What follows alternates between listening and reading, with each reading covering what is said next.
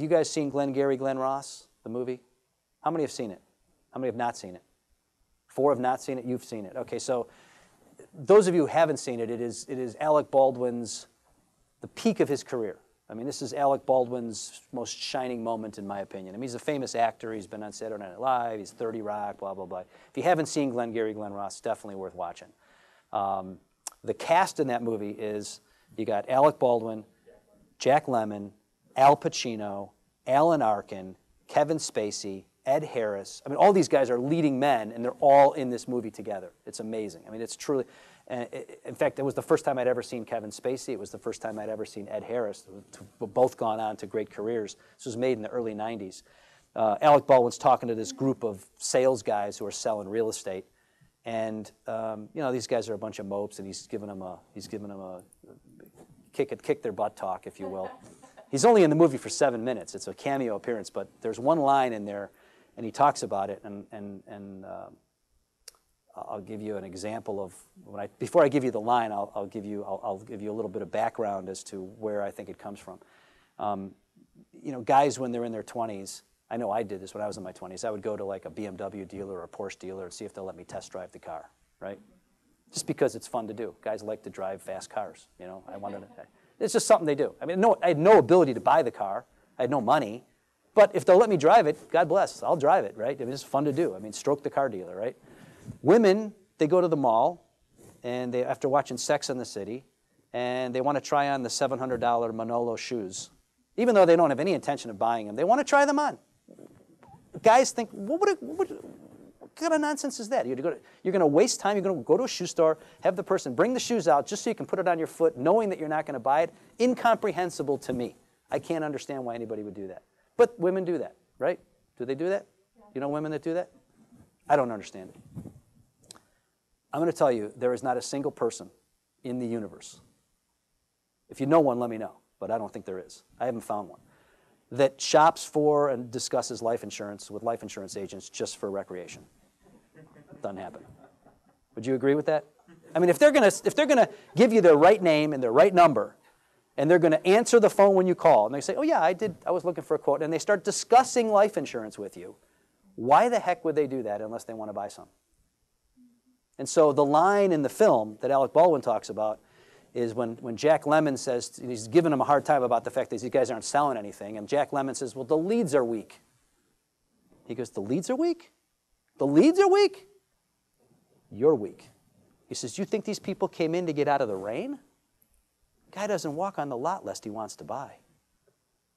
And I say, boy, that's probably true in real estate, but boy, is it ever true in life insurance. I mean, it's more true in life insurance. I mean, yeah, I may walk through my neighbor's open house just to see what the heck's going on. I may not intend to buy. But there is no way I am going to say, you know what, I got nothing to do for the next hour. I think I'm going to go online, put in my real information, and just entertain a conversation with a life insurance agent who I don't know from a hill of beans, and just discuss the features and benefits and financial strength and all these other things about life insurance and the pricing, just because I feel like doing it, just because I got nothing else to do. Would that ever happen? So why are these people talking? They want to buy, and they just need to trust you. And they'll buy from you if they trust you. If they trust you and they like you, there's no reason for them to go anywhere else. We've got all the companies. You've seen CompuLife. You see how it works. There's no reason for them to go anywhere else. They're not going to find a better deal. I tell them, look, if you could see what I'm seeing, if you could look over my shoulder and see what I'm seeing on the screen, you would see that I have all the companies you'd ever want. I mean, if there's any particular company you're waiting for a price from, I'm happy to give you that price. You state, I got it. It's right in my system. I can tell you what they're going to charge you. So you don't need to wait for the guy to come over Thursday night. Let's just get started. You need coverage. You needed it yesterday, because by the time you pick up the phone to call a guy like me, you needed it a long time ago. You probably needed it for the last few years. You're running around without enough coverage. And you know what? You never know when you're going to go. We don't have a lease on life that guarantees we're going to be here tomorrow or the next day.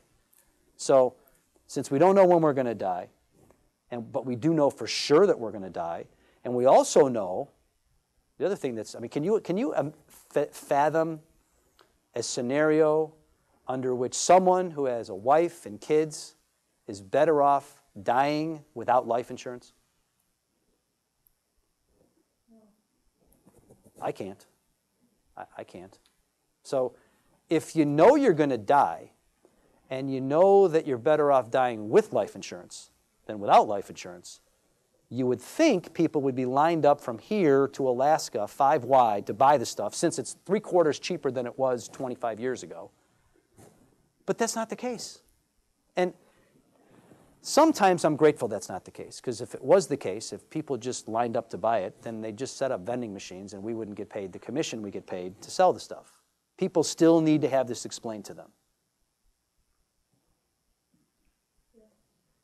But why you? Why would they buy from you versus one of our competitors? Why would they buy from you versus a local agent?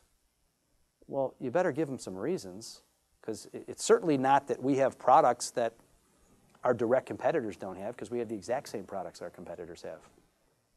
So you have to make sure they remember you. One of the best ways, one of the first things we do is sometime in the middle of the conversation, just ask them, do you remember my name? By the way, do you remember my name? Less than half of them are going to remember your name from your introduction, believe it or not. Because they weren't paying attention, or they just couldn't care less. And so you say, can you do me a favor? I want you to grab a pen. I want to give you my name, I'm going to spell it for you, and I want to give you my extension. I want you to know that you can call me anytime. If you have a question, I want you to know that I'm here. But if you do that, I can tell you they will remember your name. If they write it down, they will remember it. It's huge to them that you care that they know your name. If they know that you care, it makes it, they want to trust you. They're much more willing to trust someone who's reaching out to them, giving them the number. It just makes sense. So you got to do something to make sure they remember you.